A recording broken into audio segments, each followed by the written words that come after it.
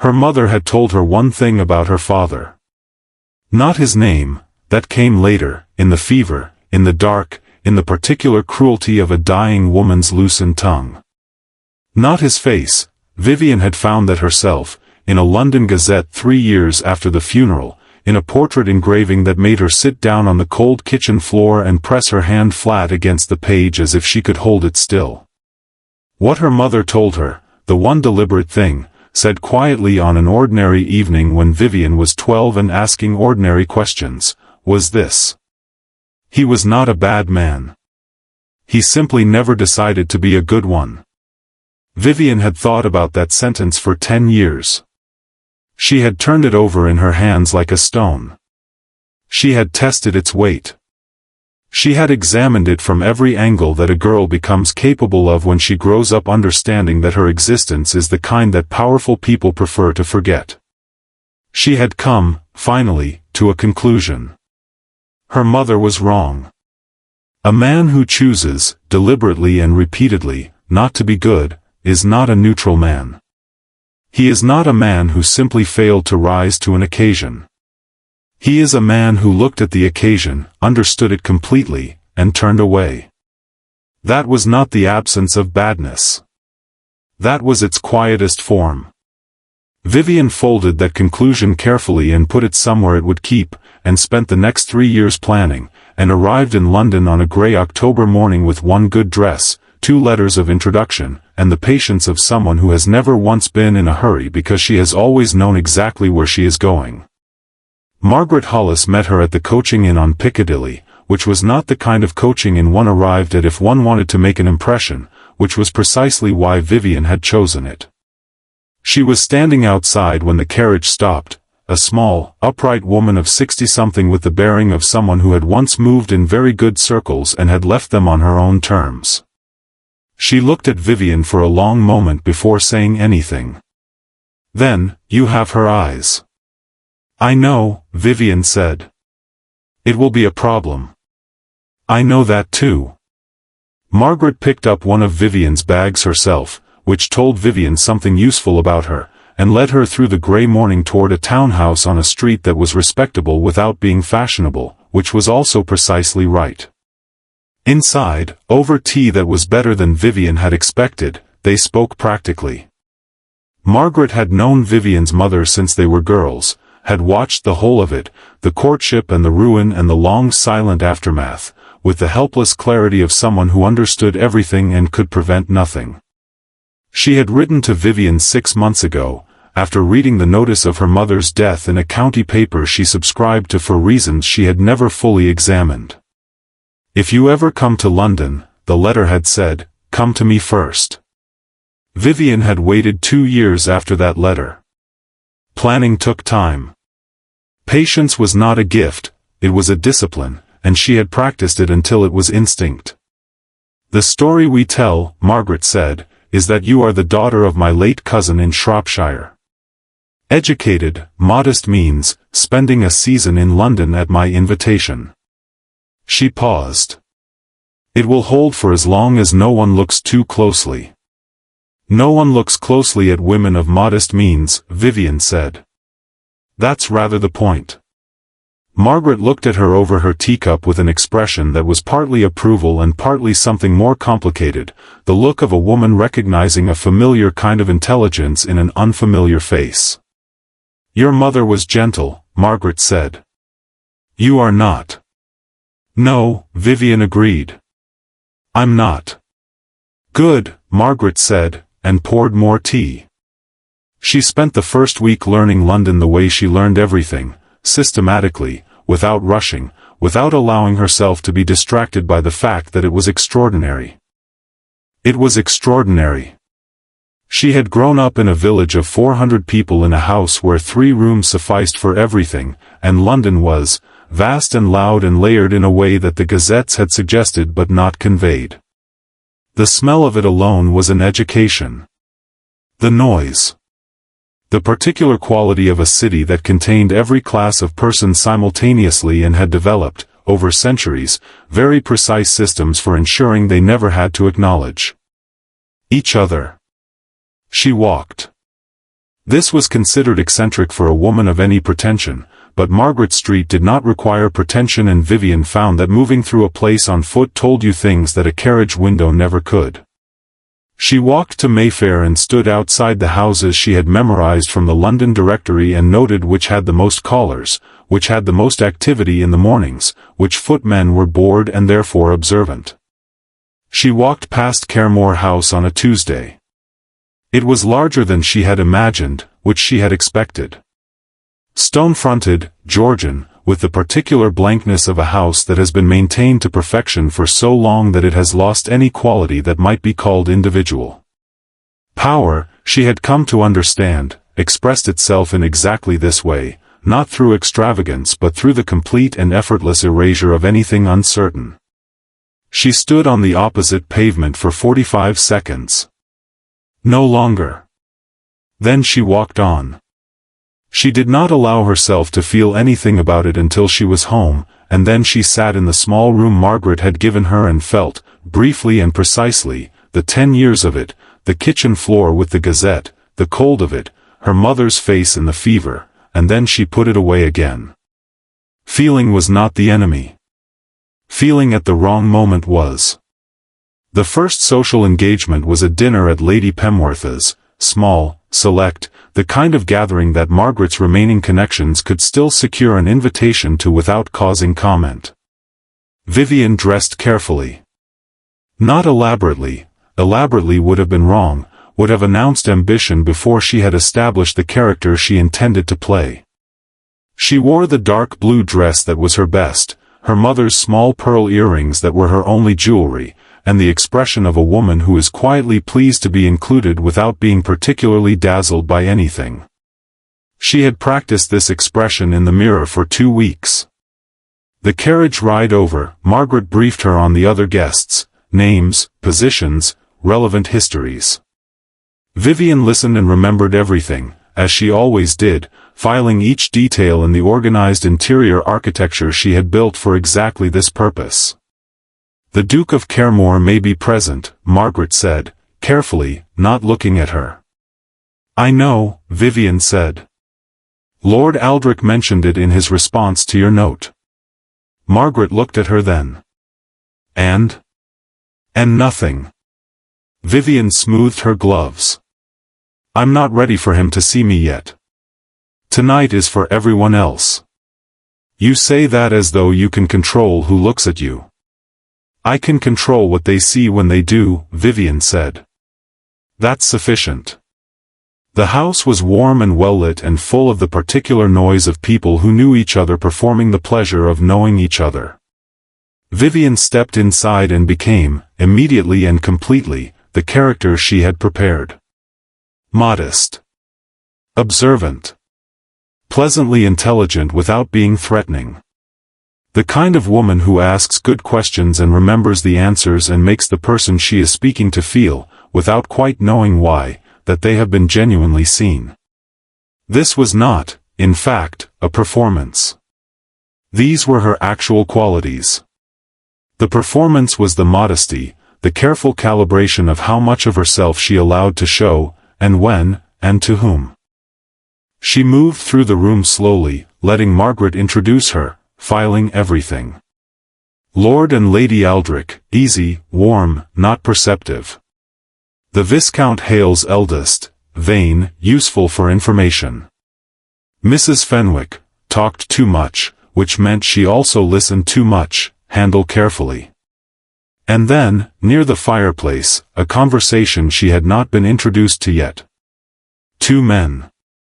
One older, with his back to her, broad-shouldered, silver-haired, the posture of a man who had never once stood in a room where he wasn't the most important person present. One younger, facing her direction, not yet looking at her, dark-haired, perhaps 25, with an expression that suggested he found the conversation moderately less interesting than he was pretending to. The older man turned slightly to accept a drink from a footman. Vivian saw his profile. She had 10 years of practice at this moment. She had rehearsed it hundreds of times in the privacy of her own mind, the first sight of him, the management of her own face, the absolute necessity of continuing to breathe normally and stand still and give nothing away.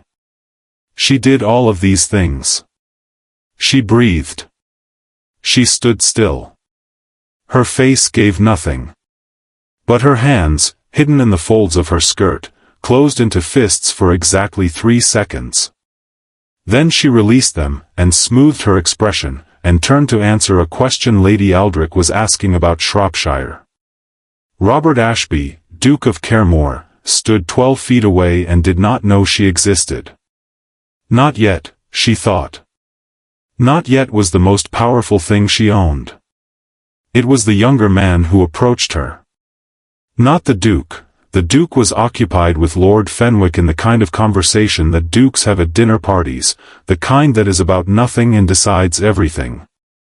He had glanced at her once, briefly, during the introductions, and something had flickered across his face, not recognition, but its shadow.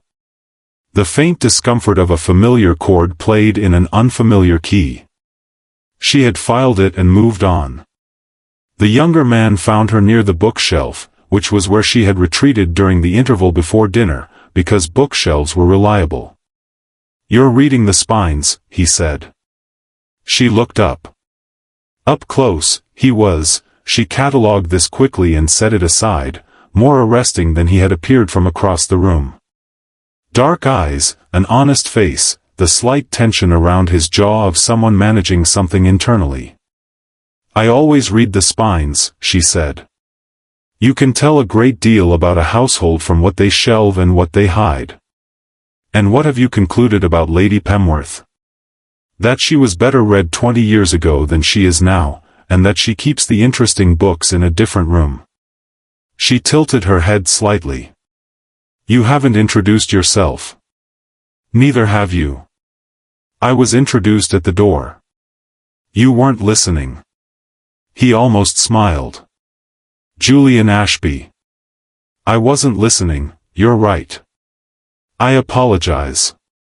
The name registered in Vivian's internal architecture with the particular clarity of something she had known was coming and had prepared for. Ashby. His son.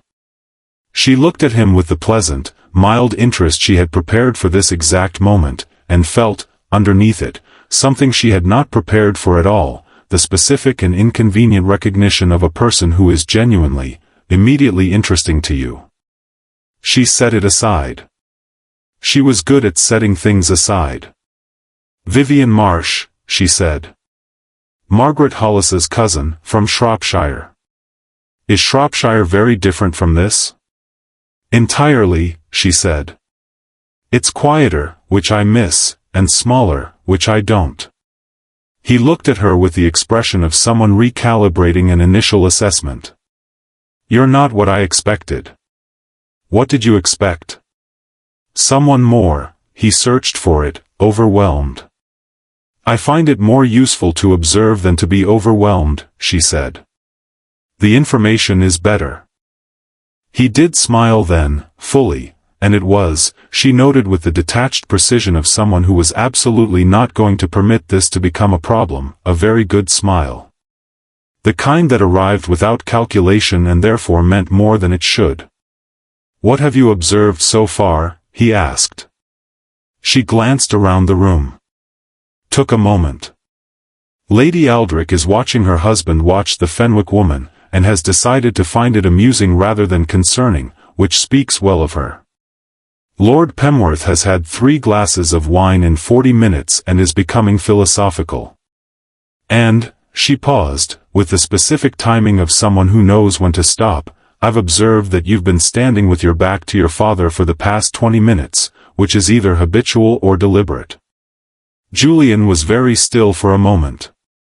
"Then, deliberate," he said, simply. She nodded, as though this required no further comment, because it didn't. They stood in companionable silence for a moment, two people who had, without intending to, already told each other something true. "Miss Marsh," he said, eventually. "Are you staying in London for the season?" "That depends," she said. "On what?" She looked across the room, briefly, to where his father stood with Lord Fenwick, silver-haired and broad-shouldered and entirely unaware. "On how things develop," she said. Dinner was 12 people around an oval table, candlelit, the conversation managed by Lady Pemworth with the practiced ease of a woman who had been doing this for 30 years. Vivian was seated far enough from the Duke that direct conversation was impossible, which she had anticipated and was content with. She ate and spoke and listened and performed the character with the ease of someone who has rehearsed long enough that the rehearsal has become natural. But she watched him. Not obviously, never obviously. In the spaces between her own conversations, in the moments when the table's attention was elsewhere, she watched Robert Ashby the way she had been watching him for years through newspaper accounts and gazette portraits and the stories her mother had told before the stories became too painful to tell. He was as she had expected in most ways. Controlled. Authoritative. The kind of man who spoke and was listened to without having to raise his voice, because he had never in his life needed to raise his voice. The kind of man, she thought, who had built a life so solid and so smooth that nothing had ever been permitted to disturb its surface. She was going to disturb it. Not tonight. Tonight she was learning the texture of him, how he held his glass, how he responded to flattery, which topics made him lean forward and which made him lean back. She was learning the geography of him the same way she had learned the geography of London, on foot, slowly, without rushing. It was during the fish course that he looked at her. Not the shadow glance from the doorway, this was direct. Something had shifted in the table's conversation and the natural movement of attention had brought his eyes across the table to her face, and for one moment, perhaps 3 seconds, perhaps 4, they looked at each other. She held his gaze with the pleasant, mild expression of a woman who has no reason to look away. He was the one who looked away first. She watched him do it. Watched him return to his conversation, pick up his wine, say something to Lord Fenwick that made Fenwick laugh. Watched the slight adjustment in his posture, barely perceptible, the kind of thing you would miss if you didn't know what you were looking for. He was unsettled. He didn't know why yet. He would not sleep well tonight, she thought, and not know the reason for that either. She returned to her own conversation and felt, moving through her with the particular quality of something that had been 10 years in the building, a cold and clarifying satisfaction. She was here. She was real. He had looked at her. And he had felt it, whatever it was, whatever chord her face played in the key of his oldest and most buried guilt, he had felt it. Good, she thought. Remember this feeling, she thought. This is what it is to be looked at and unseen. She felt it every day for 20 years. She smiled at something Lady Aldrich said, and meant none of it, and meant all of it. The carriages came at 11. Vivian stood in the entrance hall with Margaret, waiting for their coat and police, and watched the other guests organize themselves for departure. Julian Ashby found her one last time, briefly, in the movement of the hallway. "It was a pleasure, Miss Marsh," he said. "And you, Mr. Ashby." He hesitated, the hesitation of a man who wants to say something and hasn't yet decided what. Then, "Will you be at the Cavendish Assembly next week?" "I believe so," she said. "Margaret is fond of assemblies." He nodded. Something in his expression was still recalibrating, still working on the question of who she was and what category she belonged to and why neither answer felt quite right yet. "Then I hope we speak again," he said. She smiled. "I expect we will." He went to find his own coat. She watched him cross the hallway toward his father, who stood by the door with Lord Fenwick, silver-haired and solid, already looking at his pocket watch with the manner of a man for whom other people's time has always been less valuable than his own. Julian fell into step beside him. The Duke said something without looking up from his watch. Julian answered. The Duke nodded and they moved out through the door together into the October night. Vivian watched them go. Father and son. The man she had come to London to face, and the man she had not expected to find. She had spent 10 years accounting for every variable she could imagine. She had not, she realized, accounted for Julian. She filed this under complications and put it somewhere she could return to. Then Margaret appeared with their coats, and the cold air came in through the open door, and Vivian stepped out into London with the feeling of someone who has just played the first move in a very long game. She had not made a single mistake tonight. She intended to keep it that way. The Duke of Caremore arrived home at 11:30. He dismissed his valet earlier than usual, which was unusual, and sat alone in his study with a glass of brandy he didn't particularly want, which was more unusual still. He was trying to identify the source of a feeling he hadn't had in a very long time. The girl from Shropshire. Margaret Hollis's cousin. Dark-haired, composed, with a quality of attention that had made him uncomfortable. Not in any way he could name. Not in any way that would make sense if he tried to explain it. Something about her face. He knew every face in London worth knowing. He had a politician's memory for them, names, connections, usefulness. He had never seen this girl before in his life. And yet. He sat with the brandy until it was warm from his hand, and thought about her face, and could not find the thing that was bothering him, and went to bed still looking for it. He did not sleep well. He would not have slept at all, if he had known what she had in her traveling trunk, wrapped in oilcloth, tied with plain brown string. His letters. Every one. She had found them in a box under her mother's bed. This was 3 weeks after the funeral, when Vivian had finally been able to enter the room without the particular quality of grief that made the air feel different, thicker, resistant, like walking through something that didn't want to be walked through. She had gone in with the practical intention of sorting her mother's things, because practical intentions were easier to carry than the real ones.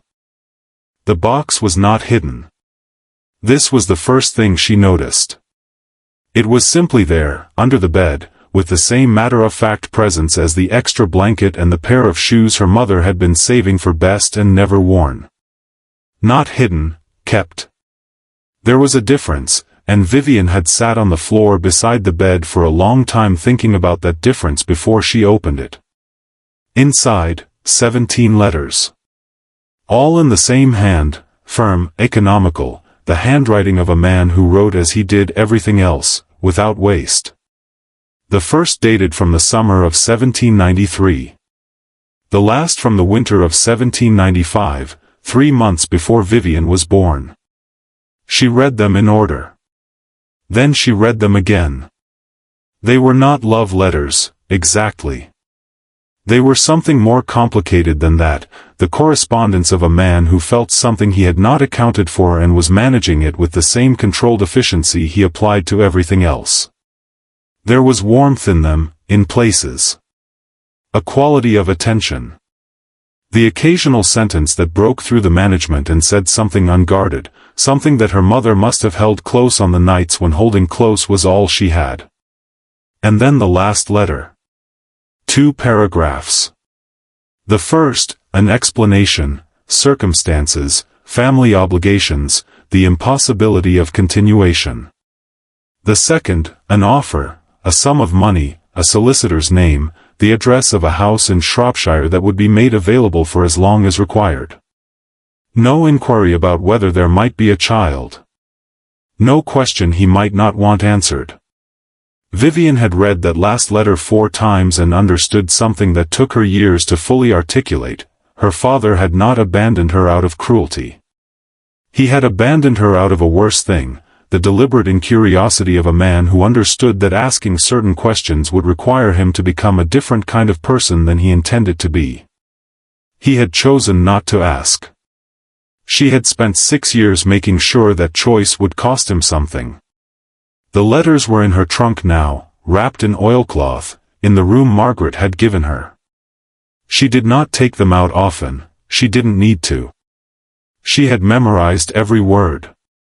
But knowing they were there had the particular comfort of knowing you are holding the only copy of something irreplaceable.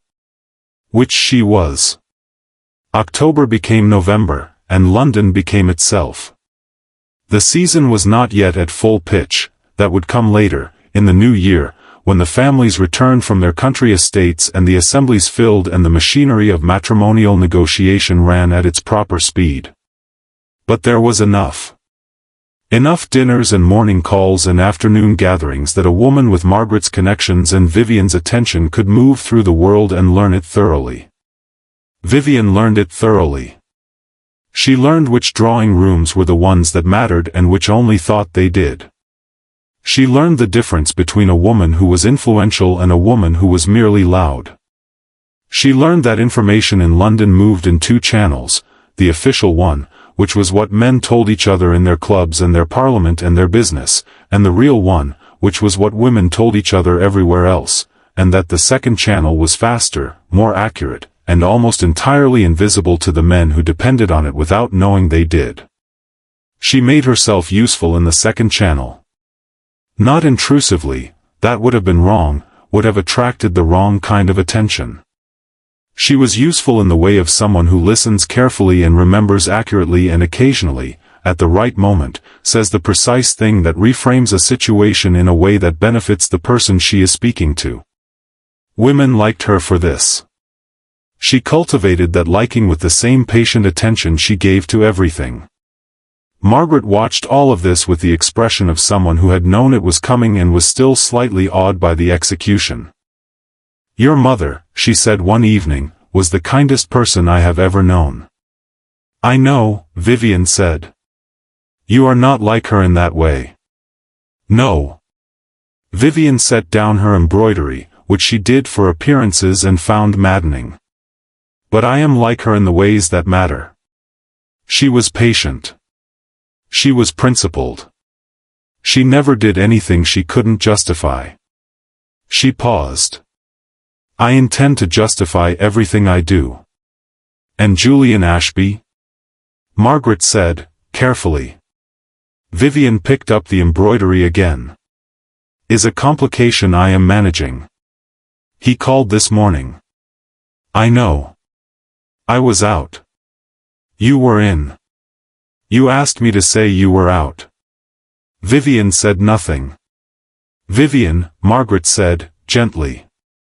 "He doesn't know." "No," she said. "He doesn't. And that is precisely why I cannot." She stopped. Chose different words. "It would be unfair to him." Margaret was quiet for a moment. "And to you?" Vivian looked at the embroidery.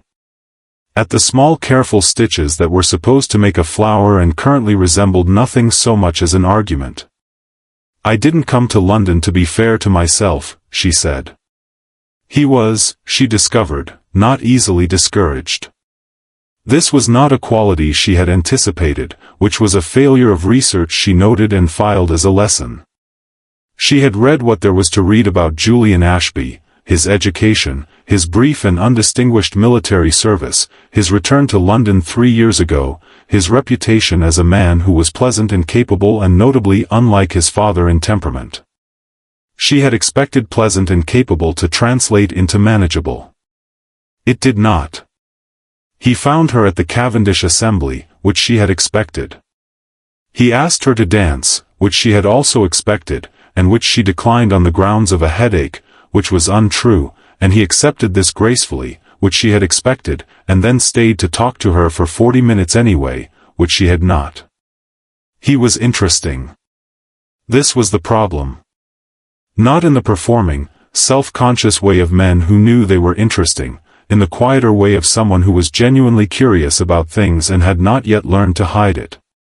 He asked her about Shropshire with the attention of a man who actually wanted to know, and she told him true things about it, the light in the mornings, the particular silence of small places, the way you knew everyone's history by the time you were 10, because true things were easier to keep consistent than invented ones, and because Shropshire was the one subject on which she could speak without managing herself.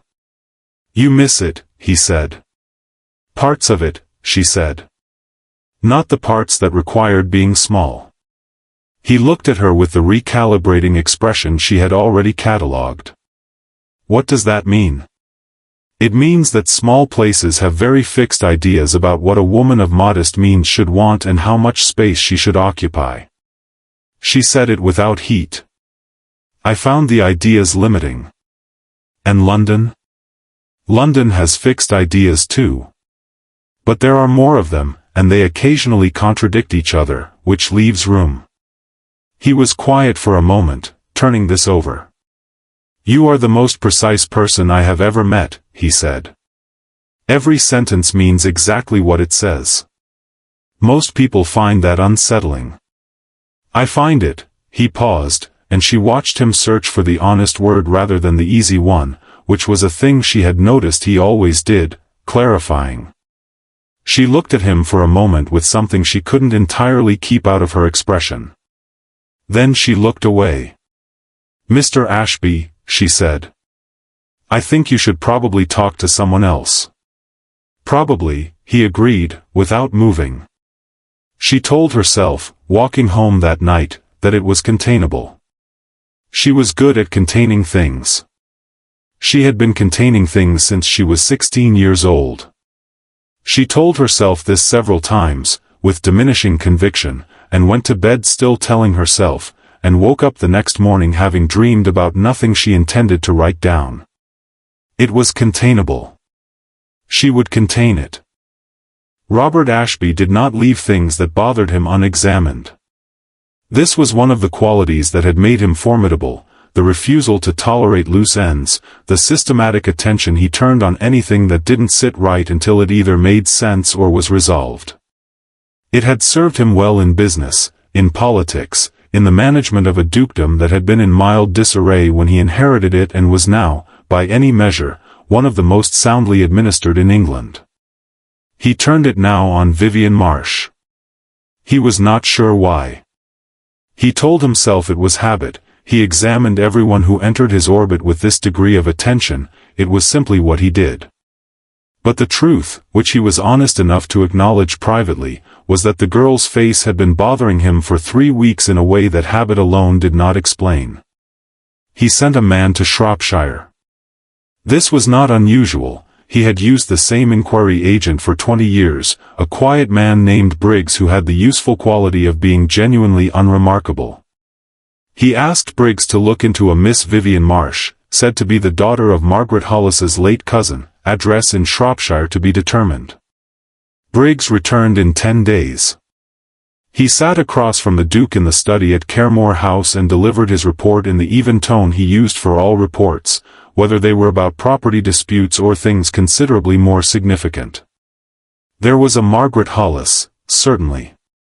There was a late cousin, certainly, a woman named Anne Marsh, died 18 months ago, had lived quietly in Shropshire for over 20 years. There was a daughter. Vivian. 22. Educated above her station by her mother's deliberate effort. No father listed on any church record Briggs could find. The mother had arrived in Shropshire in the winter of 1795 with enough money to establish herself modestly and no explanation anyone could confirm for where the money had come from. The winter of 1795. Robert Ashby sat with this information for a long time after Briggs left. The winter of 1795. 3 months after his last letter. The letter with the solicitor's name. The house in Shropshire. He stood up. Went to the window. Stood there looking out at the grey November street with the particular stillness of a man who has just understood something he had spent 23 years not understanding because he had chosen not to look. He had chosen not to ask. He had known, some part of him had known, back then, the thing that his deliberate incuriosity had been protecting him from knowing, and he had made his choice, and the choice had made its life somewhere in Shropshire, and now the life had come to London. With his eyes. His mother's eyes, his mother who had been dead for 30 years, whose portrait hung in the East Gallery at Caremore, whose particular dark gaze he had not seen on any living face since childhood. Until 3 weeks ago, across a dinner table, on a girl from Shropshire. He stood at the window for a long time. Then he rang for his secretary and cancelled his afternoon appointments, which he had never done without reason, and spent the rest of the day in his study doing nothing that his secretary could have identified as productive. He came on a Wednesday morning, which was deliberate. Wednesday mornings were when Margaret Street was quietest, when the fewest people would observe a ducal carriage outside a respectable but unfashionable townhouse. Vivian was not there. She had gone to the lending library, which was a thing she did every Wednesday morning, which Margaret had made sure to mention at a dinner party 2 weeks ago in the hearing of the Duke's secretary. Margaret had been managing men like Robert Ashby for 40 years. She received him in her best sitting room with the composed equanimity of a woman who had been expecting this and had decided exactly what she would and would not say. He sat across from her and did not waste time on pleasantries. "The girl," he said. "My cousin's daughter," Margaret said. "Vivian." "Yes." "And Marcia's daughter." A pause. "Yes." He looked at her steadily.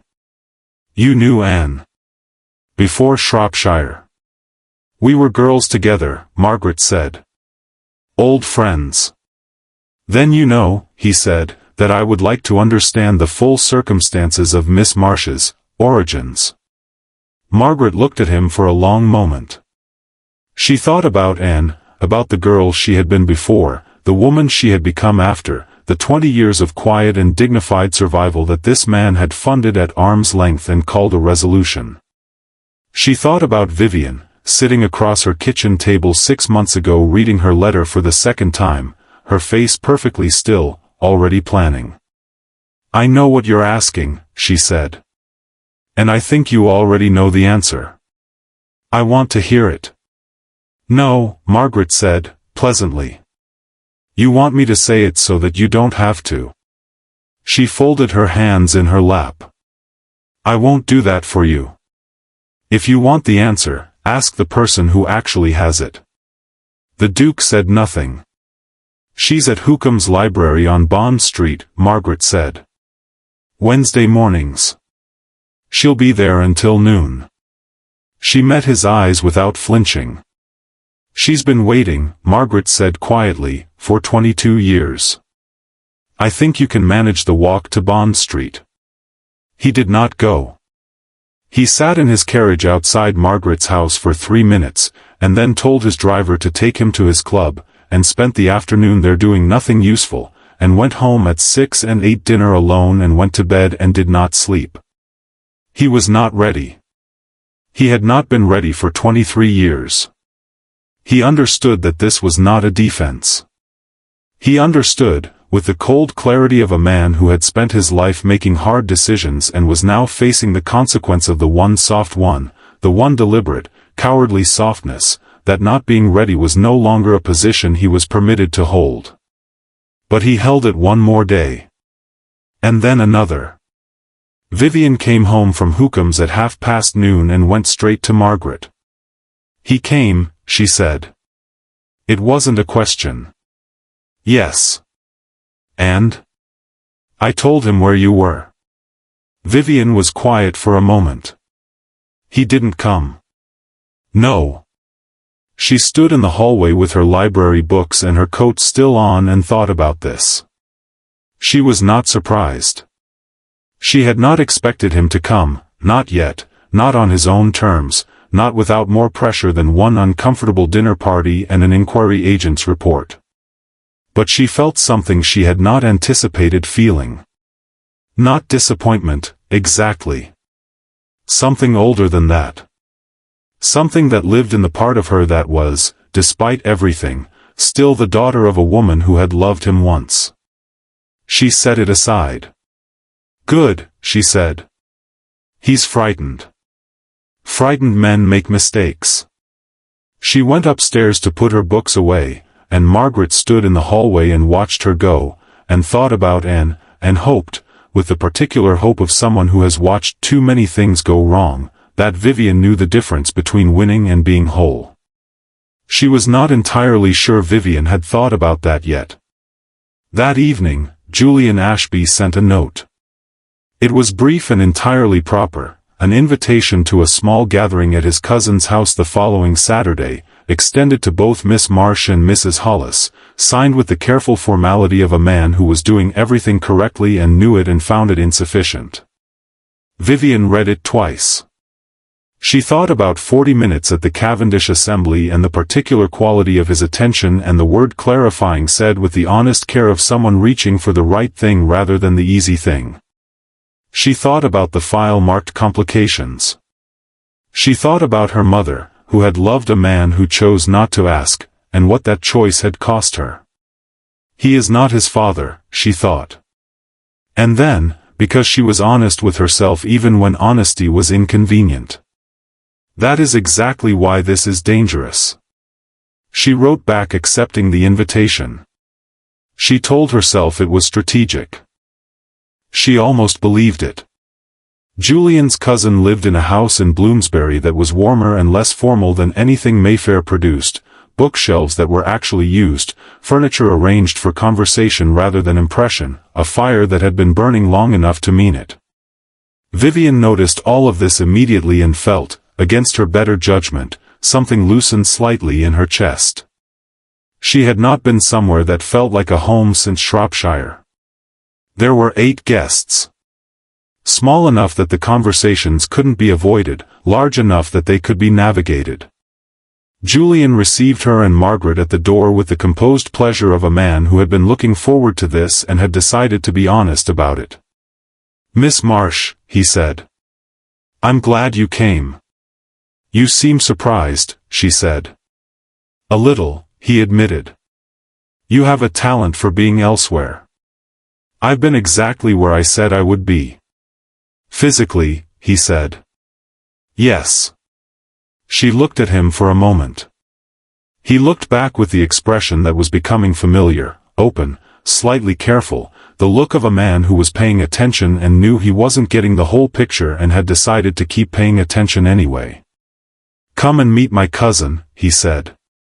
"She's been wanting to." His cousin was a woman named Harriet, 30 or so, with the quick intelligence of someone who read widely and talked to everyone and had therefore accumulated an unusually accurate picture of the world. She took Vivian's measure in the first 30 seconds with the efficiency of long practice and apparently liked what she found, because she immediately began talking to her as though they had known each other for years. This was, Vivian recognized, both genuine and a test. She passed it, she thought, by not trying to. "Julian says you're from Shropshire," Harriet said. "Yes. He also says you're the most precise person he's ever met, which from Julian is significant because he finds most people exhaustingly vague." She said this with the comfortable indiscretion of a woman among people she trusted. "He's been talking about you for 2 weeks." "Harriet," Julian said, from 3 feet away. "I'm being friendly," Harriet said, unrepentantly. Vivian felt the smile before she could manage it, brief, genuine, gone in a moment. But Harriet saw it and looked satisfied, and Julian saw it and looked at her with an expression she chose not to examine too closely. She talked to Harriet for an hour and found it, to her own slight alarm, entirely effortless. Harriet had opinions about everything and delivered them without apology and expected the same in return, and Vivian, who spent most of her social time performing a careful modesty that was foreign to her actual nature, felt the relief of it like setting down something heavy. She said what she thought. Not all of it, she was never going to say all of it. But enough. Afterward, when the evening had organized itself into smaller conversations, Julian appeared at her side with 2 cups of tea and the air of a man who had been waiting for a reasonable moment and had decided this was it. "You're different tonight," he said. "Am I?" "Less managed." He handed her the tea. "I don't mean that critically. I mean that you've been talking to Harriet for an hour and I don't think you've been performing at all, and it's," he paused, searching for it, "it's the first time I feel like I'm seeing the actual person." Vivian looked at her tea. "The actual person," she said carefully, is more complicated than the performed one. I expect so, he said. I'd still like to know her. The fire crackled. Somewhere across the room Harriet was comprehensively dismantling someone's argument about parliamentary reform. Julian, Vivian said quietly. There are things about my situation that, if you knew them, you would understand why this. She stopped. Why we shouldn't. He was quiet for a moment. Are you married? No. Are you engaged? No. Are you wanted for a crime? Despite everything, she almost laughed. Not yet. Then, he said, with the patient simplicity of a man who had decided something and was done being argued out of it, I'd like to hear the complicated things when you're ready to tell them. And until then, I'd like to keep having tea with you. She looked at him. At the honest face, the careful attention, the complete absence of performance. He is not his father. All right, she said. Against her better judgment and in full knowledge of what it would cost her later. Tea. He smiled, and she looked away, and the evening continued. She found Mrs. Alderton on a Thursday. This had taken 6 weeks of careful work, cross-referencing names in Margaret's memory against London directories against the particular web of connections that formed when you paid close attention to who knew whom and why.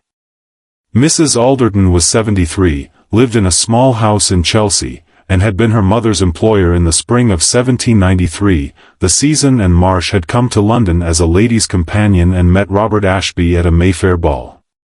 She was, as far as Vivian could determine, the only person still living who had witnessed the beginning of it.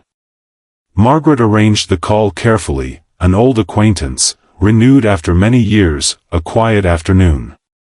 Mrs. Alderton received them in a sitting room that smelled of lavender and old paper, with the slightly suspended quality of very old women who have outlived most of their stories and are quietly glad when someone comes to hear them. She recognized Margaret immediately. She looked at Vivian longer.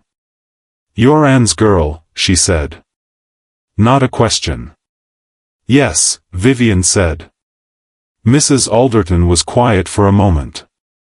"I wondered, sometimes, if there was a girl." She folded her hands in her lap with the deliberate care of someone managing arthritis. "How is your mother?" "She died," Vivian said. 18 months ago."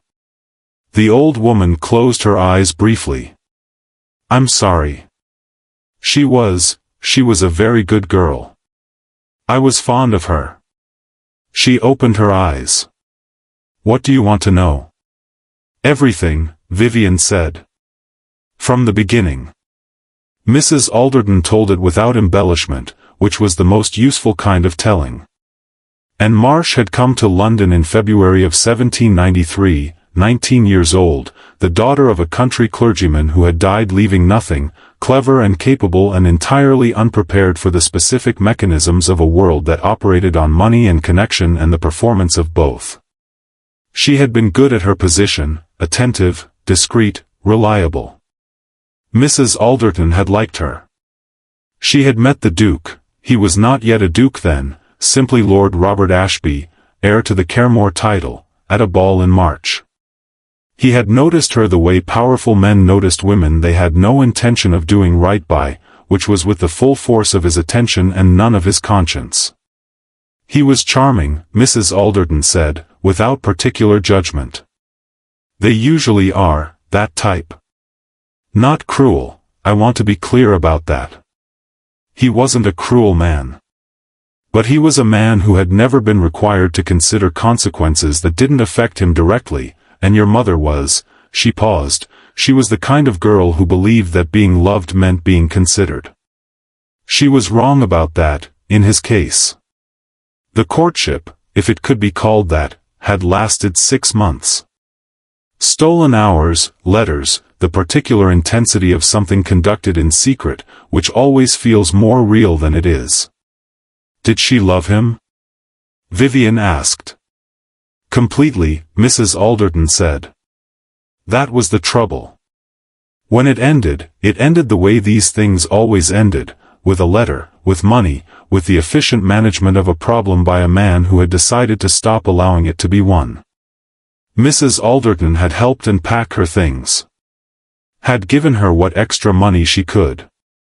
Had watched her leave for Shropshire on a grey November morning and had written to her twice a year for the rest of her life, because it was the only thing she could do. "Did she tell you?" Vivian asked. "About the child?" "Not directly. But I knew." The old woman looked at her with clear eyes. "I've known many women in your mother's position, my dear. You learn to recognize the signs. Did you ever tell anyone?" "Who would I have told? And to what end?" She shook her head. "The world does not generally punish men like Robert Ashby for things like this. The world punishes the women, and the children, and the women who knew and said something." She looked at Vivian steadily. "Is that what you're here to change?" Vivian met her eyes. "Partly," she said. Mrs. Alderton studied her for a long moment. Then she stood, slowly, with the deliberate movement of someone who has learned to be careful with their body, and crossed to the writing desk in the corner. "I kept her letters," she said. "Anne's. All of them." She opened a drawer and removed a bundle, tied with faded ribbon. "I kept them because I thought," she stopped. "I thought someday someone might need them." She set them on the table between them. "Take them," she said. "They belong with you." Vivian walked home through the grey December afternoon with her mother's letters in her bag and something she had not expected sitting heavy in her chest. She had expected the visit to feel like progress. It did. The letters were valuable, another layer of documentation, another voice that could speak to what had happened. But she had not expected Mrs. Alderton's face when she spoke about Anne. The particular tenderness of it. The specific grief of a woman who had watched something irreversible happen to someone she cared about and had been helpless to prevent it. She was the kind of girl who believed that being loved meant being considered. She walked and thought about her mother's face, not the last face, the fever face, but the ordinary face, the daily face, the face that had read to her in the evenings and taught her to make bread and said, on an ordinary night when Vivian was 12, he was not a bad man. He simply never decided to be a good one. She had spent 10 years being angry at that sentence. She was still angry. But she understood, walking through the cold, that her mother had not said it as an excuse. She had said it as an elegy, for the man she had believed he might become, for the version of the story that might have been, for the girl she had been at 19 who hadn't known yet that being loved and being considered were not, in fact, the same thing. "I know," Vivian thought. "I know, Mama. I learned it earlier than you did, because you made sure I would." She held the bag closer and walked faster and did not allow herself to cry on a public street in December, which would have been impractical and accomplished nothing. She waited until she was home. Then she sat in her room with her mother's letters and allowed herself 10 minutes. Precisely 10. Then she put them with the others, retied the oilcloth, and began planning the next step. By January she had assembled everything. She laid it out on the table in her room on a Sunday afternoon when Margaret was at church, and looked at it with the systematic eye of someone conducting a final inventory before a significant operation. 17 letters from Robert Ashby to her mother, dated 1793 to 1795. The handwriting identifiable, the content unambiguous, affection, intention, and ultimately, dismissal. 22 letters from her mother to Mrs. Alderton, spanning 20 years, which did not name the Duke directly but documented, in the precise emotional record of a woman writing to her oldest friend, the full arc of what his choices had cost her. The arrival in Shropshire. The birth. The years of managing on the money that arrived quarterly from a solicitor's office with no accompanying letter. The specific loneliness of a woman who had been required to disappear. A signed receipt from the solicitor, found among her mother's papers, for the house in Shropshire. The solicitor's name, Hartley and Sons, Gray's Inn, traceable to Caremore's family legal office with 2 hours of work in the right directories.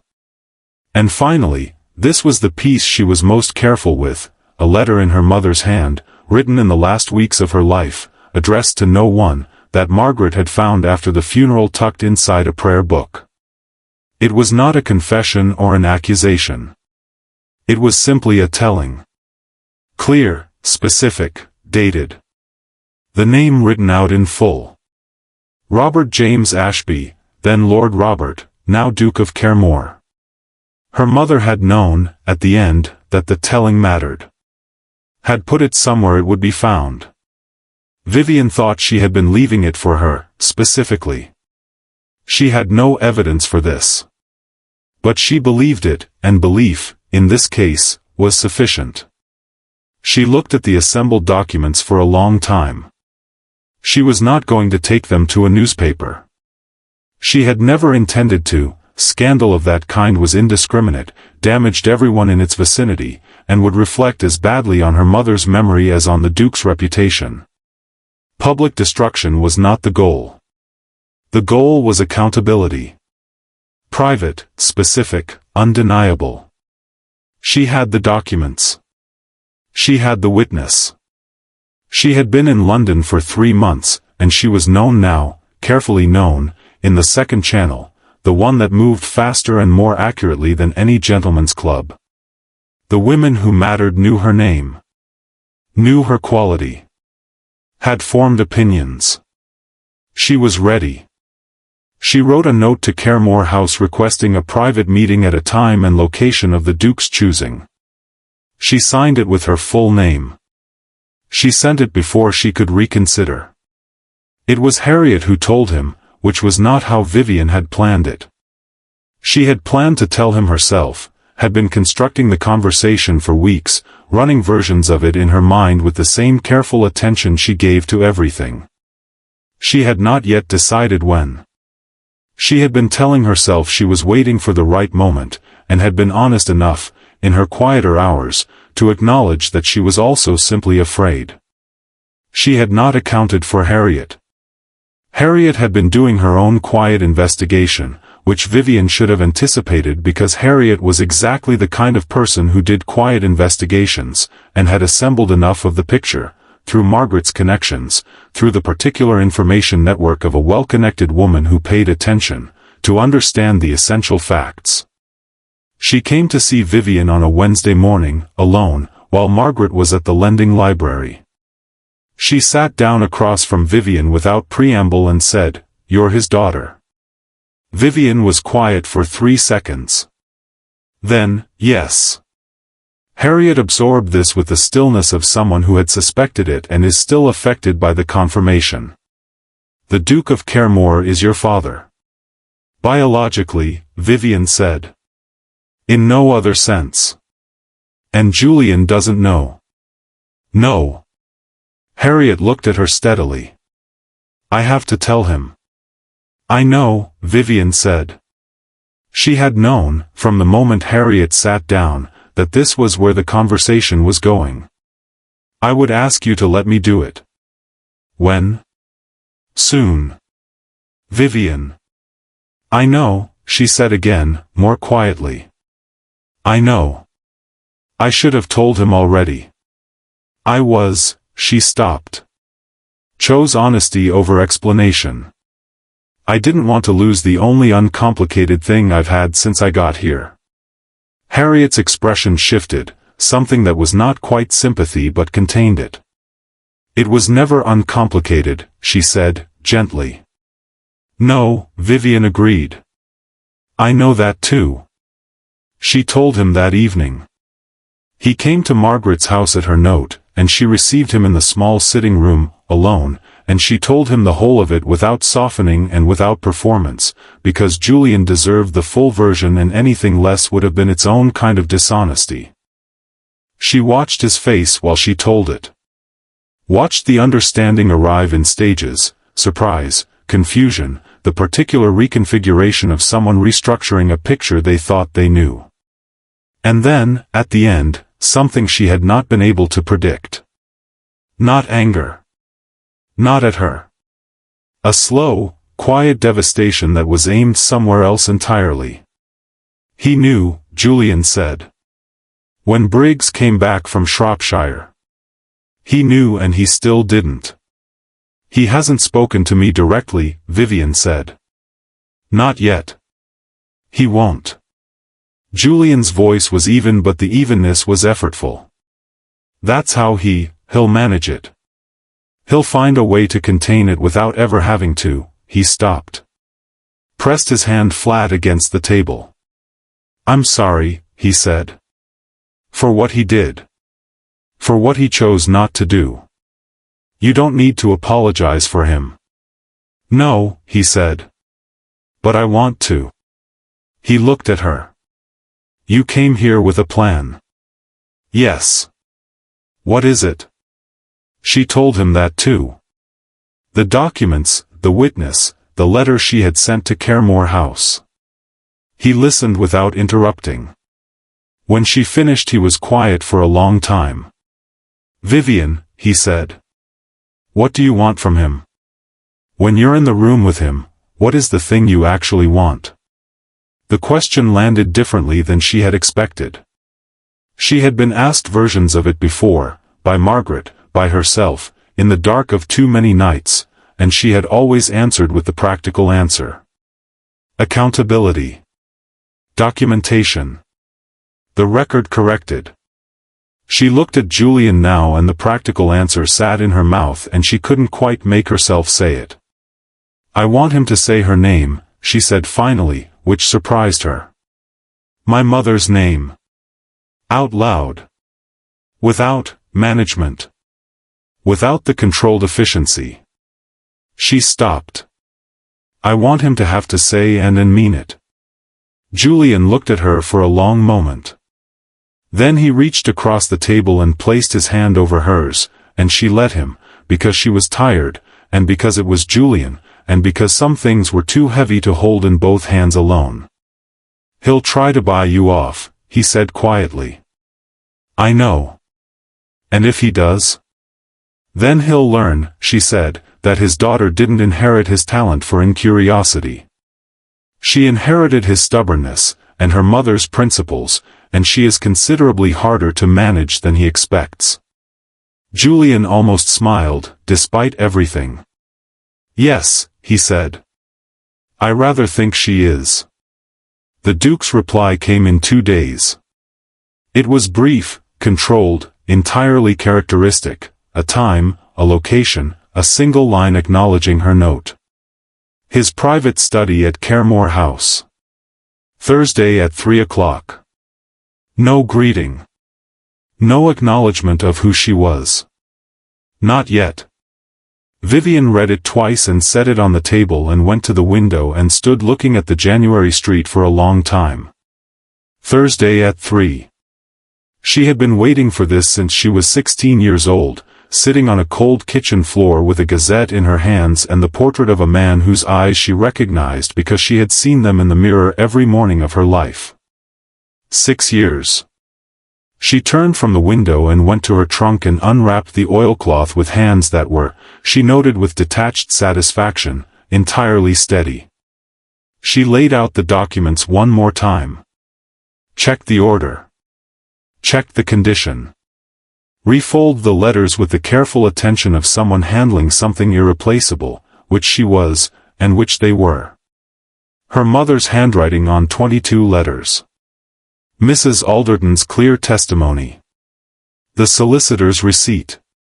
The last letter, in the prayer book, the name written out in full.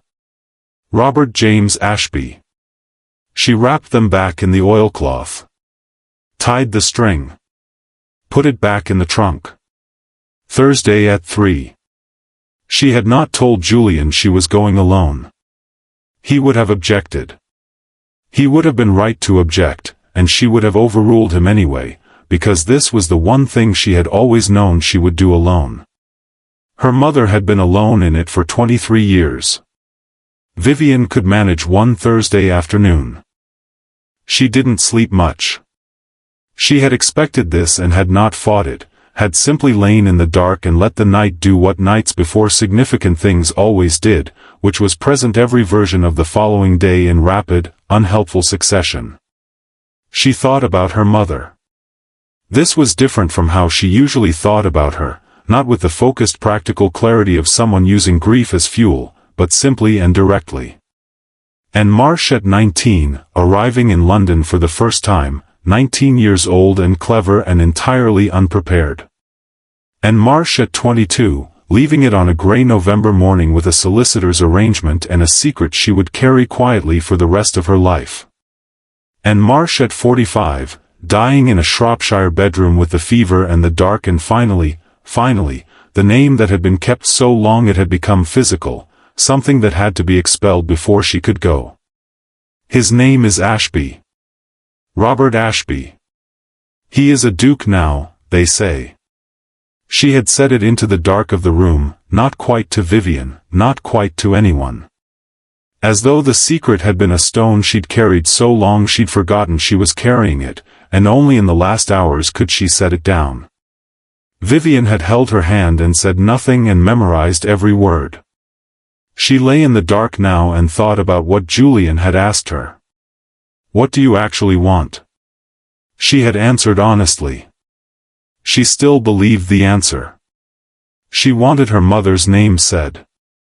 She wanted the record, somewhere, corrected. She wanted the particular justice of a man being required to look at the consequence of his incuriosity and acknowledge it as a person rather than managing it as a problem. But there was something underneath that answer. Something she was only willing to examine in the dark, at 2 in the morning, when the defenses were insufficient. She wanted him to have deserved her mother's love. She knew he hadn't. She had known that for 6 years. But somewhere under the plans and the documents and the 10 years of patient preparation, there was still the 12-year-old girl who had asked her mother about her father on an ordinary evening and received an answer that was an elegy, and that girl had never quite stopped wanting the story to have been different. He was not a bad man. She closed her eyes. "You were wrong, Mama," she thought. "But I understand why you needed to believe it." She lay in the dark until the gray light started at the curtains. Then she got up, dressed carefully, and went downstairs to make tea. Thursday had arrived. She was ready. At 2:55 on a Thursday afternoon in January, Vivian Marsh stood on the pavement outside Caremore House. She looked up at the stone facade, blank, perfect, the effortless erasure of anything uncertain, and felt the whole weight of it. Not fear, exactly. Something older. The specific gravity of a moment you have been moving toward for so long that its arrival feels simultaneously inevitable and impossible. She thought about her mother leaving London on a grey November morning. She thought about the girl who had sat on a cold kitchen floor and pressed her hand flat against a portrait in a gazette. She thought about Julian's hand over hers across a small table, and the word clarifying, and the 40 minutes at the Cavendish Assembly that had not been strategic at all. She picked up her bag. She walked up the steps. She knocked. The door opened. The study at Caremore House was everything she had expected. Large, precise, immaculately ordered, a room that had been arranged to communicate authority without announcing it, which was the most effective kind. The furniture was old and excellent. The books were real and red. The fire had been burning long enough to warm the room thoroughly, which told her the Duke had been here for some time before she arrived, which told her he was more affected by this meeting than his letter had suggested. She noted all of this in the 3 seconds between the door opening and her eyes finding him. He was standing by the window. This surprised her slightly. She had expected him seated, behind the desk, in the traditional geometry of power. Standing by the window was something else. Standing by the window was a man who had been trying to decide something and hadn't finished deciding when the knock came. He turned when she entered. They looked at each other across the width of the room. Vivian had imagined this moment so many times that she had been afraid the reality would feel diminished by comparison, anticlimactic, flattened, the way important things sometimes were when they finally arrived. She had been wrong to worry. The reality was its own thing entirely, and what it was this, a man of 60 looking at a young woman's face and finding in it the proof of the thing he had spent 23 years not looking for, and a young woman looking at a man of 60 and seeing, for the first time, not the portrait in the Gazette or the figure across the dinner table but the actual person, older than she had imagined, and in some way she hadn't anticipated, smaller. Not physically. He was still broad-shouldered, still commanding, still every inch the Duke of Claremore. Smaller in the way that people become when the story you have built around them finally has to accommodate their humanity. She had not expected to feel that. She set it aside and crossed the room and sat in the chair across from his desk without being invited, because waiting to be invited would have been the wrong kind of deference for this particular meeting. After a moment, he sat too. "Miss Marsh," he said. "Your Grace," she said. "The fire." "You requested a meeting," he said. Controlled. Careful. The voice of a man who had been managing difficult conversations for 40 years and was applying all of it now. "I did," she said. "I thought it was time we spoke directly, given that we have been in the same rooms for 3 months and you have been aware of who I am for at least 6 weeks. Something moved in his expression. Not quite surprise, he had known she would be direct. Something more like the involuntary response of a man whose armor has been located accurately on the first attempt. "You look like my mother," he said, abruptly. As though it had been waiting to be said and had escaped before he decided to say it. "I know," she said. "I've seen her portrait." "You've been to Claremore?" "No." The portrait was in a Gazette from 1881. An illustration for a piece about the estate. She watched him absorb this, the idea of her, somewhere in Shropshire, finding his mother's face in a newspaper and recognizing it. "I have her eyes, apparently. And yours, I think, around the jaw. Though I've spent less time studying your portraits." He was quiet for a moment. She let the silence sit, because silence was information. "What do you want?" he said finally. The question he'd been holding since Briggs came back from Shropshire. "Several things," she said. "In a specific order." She reached into her bag and placed the oilcloth package on the desk between them. She untied the string slowly. Not for drama, she was not interested in drama. For the simple practical reason that her hands needed something to do while she kept her face and voice level. She laid the documents out in the order she had prepared. His letters first. All 17, in chronological sequence, his own handwriting looking up at him from across the desk. She watched him see them and watched the recognition move through him, brief, controlled, but there. "You kept them," he said. "My mother kept them," she said. She was not given many things. She kept what she had. He said nothing. She laid out Mrs. Alderton's letters next, the ones in her mother's hand, 22 years of them, the careful emotional record of a woman writing to her oldest friend. She didn't ask him to read them. She simply placed them there. "Elizabeth Alderton," he said, looking at the handwriting on the envelopes. "She's still living?" "Yes. I spoke with her in December. She remembers everything." Vivian kept her voice even. "She remembers my mother arriving in London in February of 1793. She remembers the spring and summer of that year. She remembers helping my mother pack her things in November."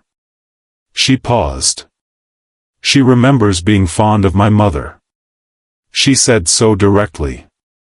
The Duke looked at the letters and said nothing. Vivian placed the solicitor's receipt on top of them. "Hartley and Sons." The payment for the house in Shropshire. Traceable to your family's legal office. A pause. I found it among my mother's papers. He looked at it. And finally, she said, and placed the last letter, her mother's, from the prayer book, at the top of the pile. This was written in the last weeks of her life. She was ill for a long time before she died. She had, I think, been waiting to set certain things down. She did not touch it. Your name is in it. Her account of events. Dated and signed. She folded her hands in her lap and waited. He looked at the pile of documents for a long time. The fire crackled. Outside, London continued its noise. What do you want for them? He said, finally. The question of a man who had always been able to name a price and meet it. I don't want money, she said. Then what? I told you. Several things. In order. She looked at him steadily. First, I want you to say her name. He looked up. My mother's name, Vivian said. Not the woman or the situation or the matter in Shropshire. Her name. Anne. Anne Marsh. She held his gaze. Say it. The silence was very long. She waited it out with the patience of someone who had been waiting for 22 years and could manage however long this took. And, he said. Quietly. Without management, for the first time, simply the name, in the voice of a man saying something he had kept unpronounced for 23 years. Anne Marsh. Vivian breathed. It was not catharsis, she had not expected catharsis. It was something smaller and more specific. The record, corrected. The name, spoken. Her mother's existence, acknowledged by the only person whose acknowledgement had ever been withheld. Thank you, she said. He made the offer anyway. She had known he would.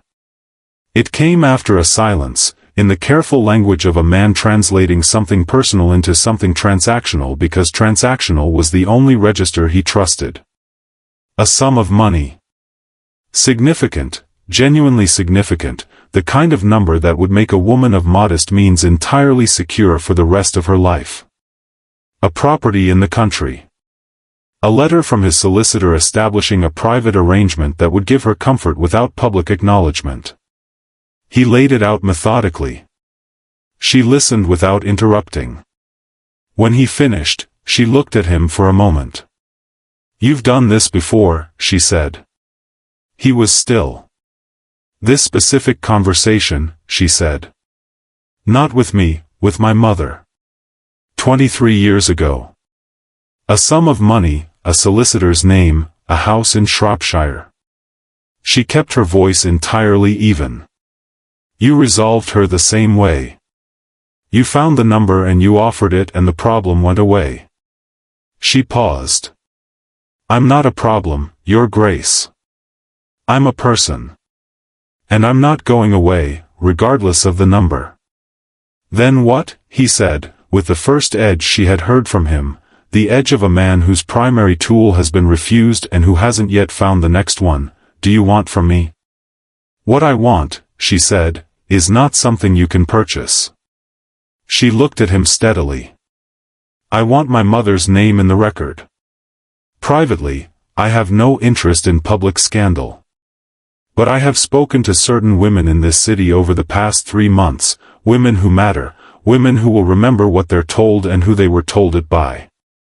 I intend to tell them the true account of Anne Marsh and what she was owed and what she was given instead. She paused. Not as a weapon. As a correction. Because her story happened and it should exist somewhere other than a box under a bed in Shropshire. He said nothing. I also want, she said, to remain in London. Under my own name, with my own position, which I have built in 3 months by my own means. I will not be managed back to Shropshire. I will not be made to disappear as my mother was. Her voice remained level and entirely certain. And I want you to understand, clearly, specifically, without any ambiguity, that she was a good woman. That what was done to her was a choice you made, not an inevitability. And that the daughter she raised is standing in your study telling you this to your face, which should tell you something about the quality of her mothering. The fire. The room. Robert Ashby, Duke of Caremore, sat across from his daughter for the first time and looked at her with an expression she had not prepared for. Not anger. Not calculation. Something that was, she thought, the closest thing to genuine reckoning she had seen from him. She raised you well, he said. Quietly. Without management. Yes, Vivian said. She did. In spite of everything. That's rather the point.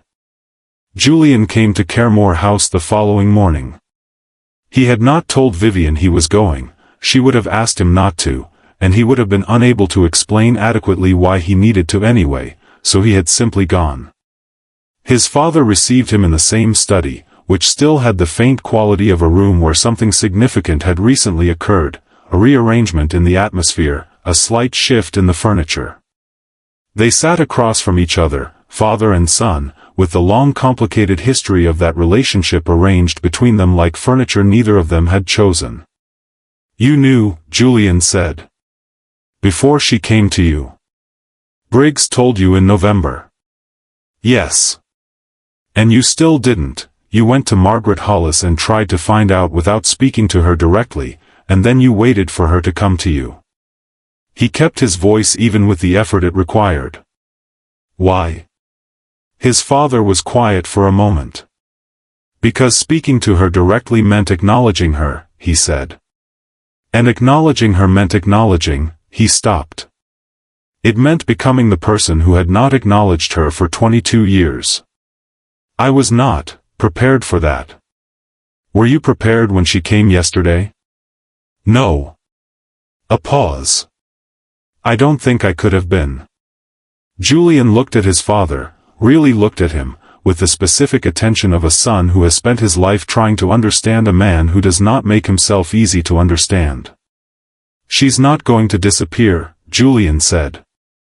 She's made that clear and she means it. She is, he searched for the word, extraordinarily determined. Yes, his father said, with something in it that was not quite wry and not quite warm but was in the vicinity of both. She is. She's also, Julian stopped. His father looked at him. Read him, with the accuracy of a man who had been reading people for 60 years. Ah, he said. It's complicated, Julian said. Considerably, his father agreed. They sat in silence for a moment. I can't tell you what to do about it, his father said. I have, a pause, demonstrated sufficiently that my judgment about such matters is not reliable. It was the closest thing to admission Julian had ever heard from him. He absorbed it without comment, because commenting would have made it retreat. I'm going to acknowledge her, his father said. Not publicly, not yet. I don't know yet what that looks like. But privately. He looked at his hands. It's insufficient. I'm aware of that. 23 years late is not the same as timely. No, Julian said. But it's better than never. His father looked at him for a long moment. Your mother would have liked her, he said. Anne. He said the name with the careful deliberateness of someone practicing something. I was unkind to her, in the way of men who are careless with things they don't intend to be careless with. He paused. I have thought about that more than you might imagine. Julian said nothing. He didn't need to. He went home and wrote Vivian a note, brief, simply worded, and sat back and waited, and hoped that she was all right, and thought about a sitting room in Bloomsbury and 40 minutes at the Cavendish Assembly and the word clarifying, which still seemed to him the most accurate word he had. She told 5 women. Not at once, one at a time, over 3 weeks, in the careful private conversations of women who understand that certain things are spoken in particular rooms and held there. Lady Aldrich first, because she was trustworthy and well-connected and had been quietly observant since the beginning. Mrs. Harriet Ashby, Julian's cousin, second, because she already knew and had earned the full account and would hold it correctly. Lady Pemworth third, because Lady Pemworth had hosted the dinner where it began and deserved to understand what had been in her drawing-room that October night. An older woman named Lady Coverley fourth, who had known the Duke for 30 years and whose opinion of him was complicated and would become more so, and who received the account with the still attention of someone adding a fact to a picture they had been looking at for a long time. And Mrs. Alderton herself, last, not because she didn't know, but because she deserved to hear that the account had been given, that her letters had been used for the purpose she had kept them for, that in Marsh's story existed now in the second channel where it would move quietly and accurately for as long as any of them lived.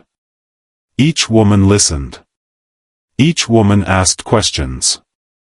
Each woman received the documents, not the originals, which Vivian kept, but the careful copies she had made in her own hand.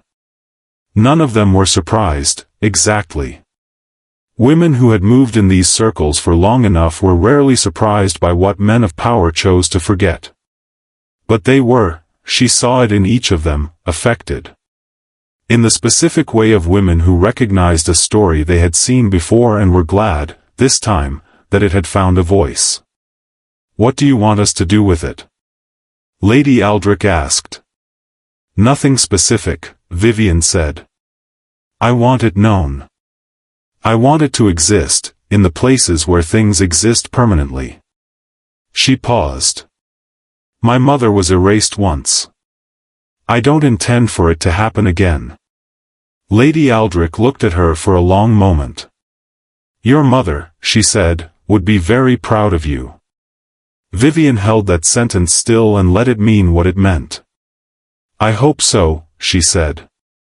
That was rather the point of all of it. 3 weeks after their meeting, Vivian received a letter from Caremore House. It was not from the Duke. It was from his solicitor, but it was not the letter she had been expecting, not the familiar architecture of the managed offer. It was a different letter entirely. A formal document establishing a trust in the name of Vivian Marsh, funded independently, structured so that it required nothing from her and acknowledged nothing publicly. No conditions. No silence clause. No management. Simply money, placed where it could be accessed, from a source she could trace if she chose to. She read it twice. Then she read the single handwritten line at the bottom, below the solicitor's signature, in the controlled economical hand she recognized from 17 letters. "It is insufficient and late. I am aware of both. R.A." She sat with this for a long time. She did not accept the trust immediately. She thought about it for a week, with the same careful attention she gave to everything. She thought about what accepting it meant and what refusing it meant and what her mother would have done. Her mother had accepted the house in Shropshire. Not gratefully, pragmatically. Because pride was a luxury and a child needed a roof and the house was already paid for. Vivian accepted the trust on the same terms. Pragmatically. Because it was owed, not given. Because her mother had earned it and had never been paid correctly, and this was the partial correction of a long debt. She wrote back one line. Acknowledged. VM. She sent it and closed the chapter that had been open since she was 16, and sat in the quiet of her room in Margaret's house and felt, not peace, exactly. Peace was perhaps too much to ask for. But something that was in the same territory. The particular stillness of a task completed that has cost everything it was supposed to cost and nothing more. She had come to London for her mother. She had done what she came to do. Julian came on a Sunday afternoon, which had become, without either of them formally deciding it, the time he came. She received him in Margaret's sitting room, Margaret being tactfully elsewhere, as she often was on Sunday afternoons, and they sat across from each other with the particular quality that had developed between them over months, the quality that was ease and complexity simultaneously, the quality she had spent considerable effort trying to not call what it was. "I heard from Harriet," he said. "About the 5 women."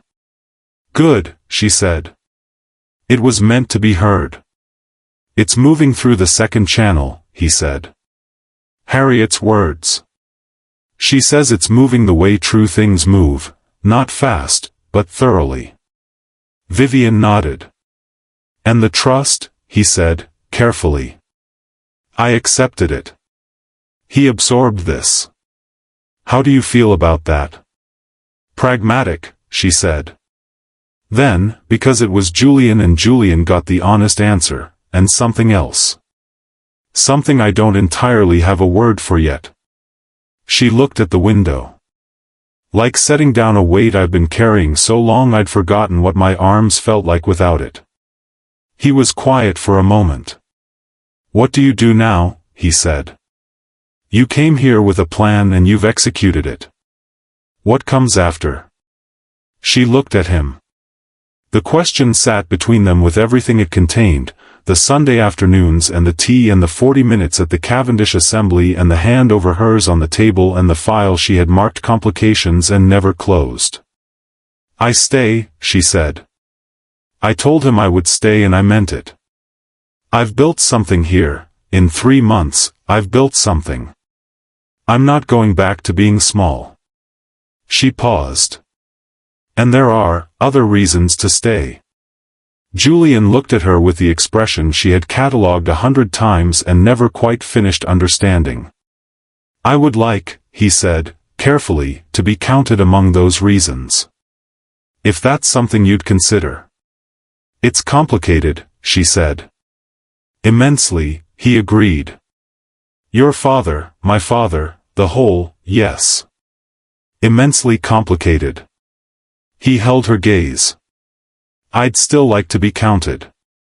She looked at him for a long moment. At the honest face and the careful attention and the complete absence of the management and calculation that she had grown up understanding was what men of his world did. "You'd have to understand," she said, "that I am not going to stop being exactly who I am. I'm not going to become smaller or quieter or more comfortable for anyone." "I know," he said. "That's rather why I'm asking." She looked at him. "Then you can be counted," she said. "With the full understanding that it will be complicated." "I find complicated clarifying," he said, with the slight smile that had been a problem from the very beginning. She looked away first. She was smiling when she did it. Vivian. She did not become a duchess immediately. These things take time, and time, she had always understood, was something she knew how to use.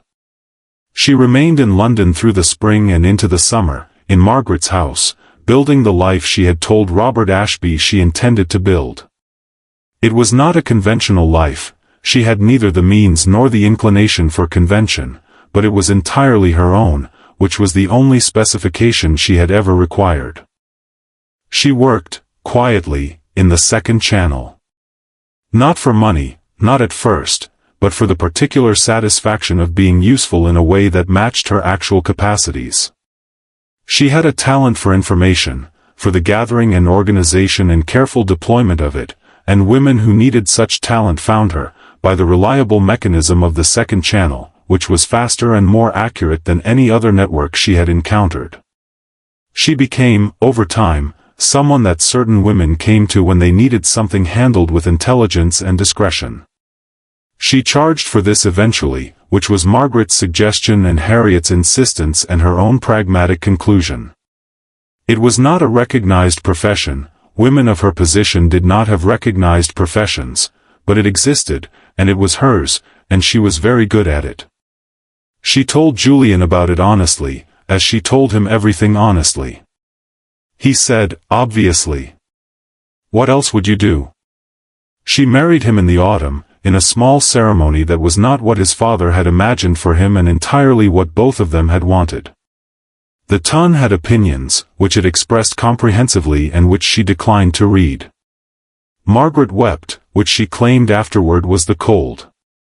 Harriet did not weep and made a speech at the wedding breakfast that was both funny and more accurate than most speeches managed to be, and which ended with something that was not quite a toast to the Duke of Caremore but was in the vicinity of one, and which the Duke, who had attended, quietly, at the back, received with the expression of a man who understood he was being given something he had not earned and was trying to hold it correctly.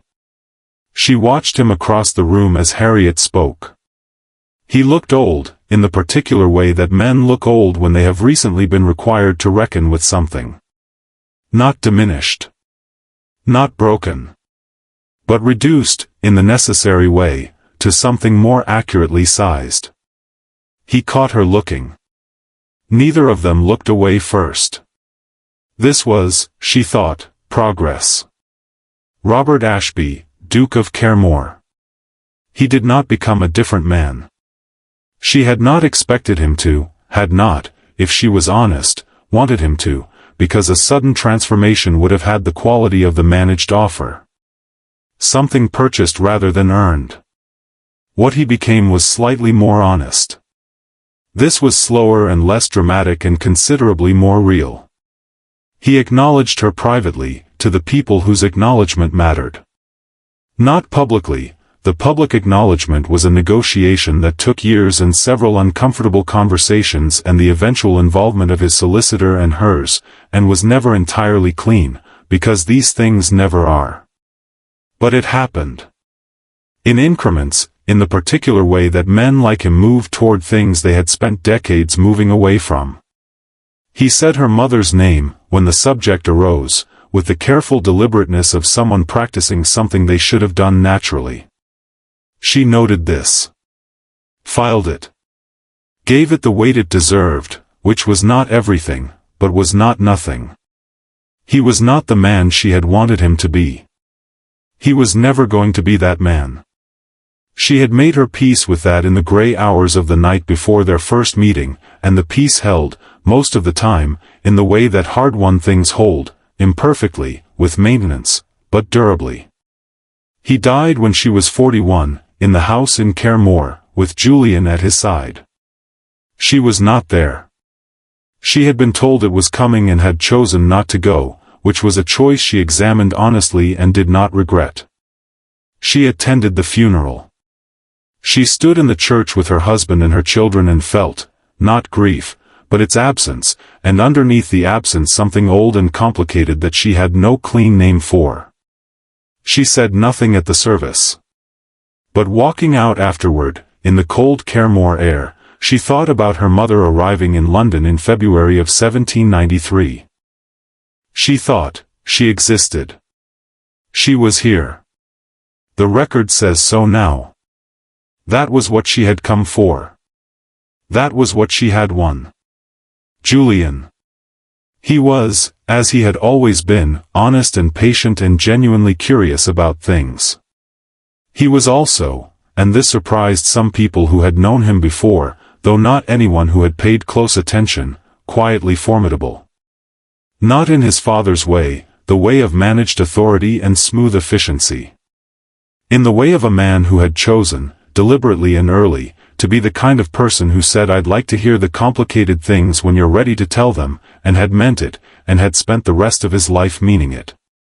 He was good at his position and better at his marriage, which was not the conventional order but was the right one. He watched his wife build her life, the work, the network, the particular empire of information and intelligence and carefully placed trust that grew over years into something she had no adequate name for, so she had called it, with characteristic precision, simply what I do, and found it, as he had always found her, clarifying. They argued, because she was herself and he was himself, and the combination did not produce peace so much as it produced a dynamic that was more interesting than peace. She was almost always right. He had made his peace with this. She knew he'd made his peace with it, which he suspected was why she occasionally, in the privacy of their own rooms, admitted when she wasn't. This was, he thought, the whole of what love could be at its best, not the absence of complication but the presence of someone who stayed in it with you, who found you interesting rather than exhausting, who said you can be counted with the full weight of what that meant. He counted himself lucky. He told her so. She told him that luck had nothing to do with it, she had chosen deliberately and with full information, as she did everything. He said, "I know. That's the part that means the most." Margaret. She lived to 81, in the same respectable house on the same unfashionable street, and received callers 3 mornings a week until the last year of her life. She had, in the last decades, become something the second channel called the beginning of the Marsh affair, the woman who had brought Vivian to London, who had understood what she was carrying and made room for it, who had told a duke to walk to Bond Street in the simple declarative way of a woman who has decided she is finished being subtle. She was proud of this. She said so directly, which was something she had learned from Vivian. She thought about and often. Less with grief, as the years went on, than with the particular tenderness of someone who had known a person completely and had the long slow satisfaction of watching that person's life, not the life that was cut short, but the continuation of it, in the daughter, become what it should always have been. She was a good girl, she had told Vivian the first day. She had been right about that. She had been right about most of it, in the end. The second channel. And Marsh's story moved through it for 50 years. Not loudly, the second channel is never loud. But accurately and durably, in the particular way of things that are simply true. Women who had been told it told their daughters. Women who had never known and Marsh but recognized the shape of her story held it carefully and passed it on. It became, in certain rooms, a kind of shorthand, a reference point for the specific kind of carelessness that men of power practice when they choose not to ask. Not a cautionary tale, exactly. Something more active than that. A reminder that the forgotten ones leave daughters. And the daughters remember everything.